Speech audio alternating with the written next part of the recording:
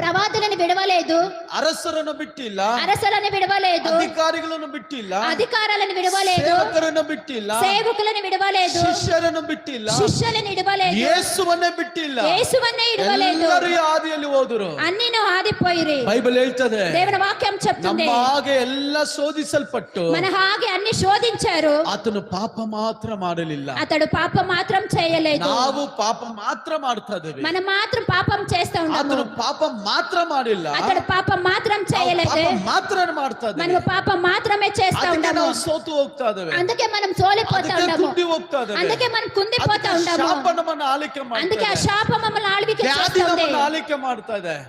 ವ್ಯಾಧಿ, ರೋಗ, వ్యాధులు మమ్మల్ని ఆಳ್విక చేస్తా ఉంది. ಬಡತನ ಇವೆಲ್ಲ ನಮ್ಮನ್ನು ಆಳ್ವಿಕೆ ಮಾಡುತ್ತದೆ. పేదతనము ఇవన్నీ మనం ದೇವರು ఆಳ್విక ನಮ್ಮನ್ನು చేస్తుంది. ಆತನ ಕೈಯಲ್ಲಿರುವ ಸುಂದರವಾದ ಕಿರೀಟವಾಗಿ ಮಾರ್ಪಡಿಸಿದ. అతడు చేతిలో మమ్మల్ని సుందర కిరీటంగా చేస్తాడు.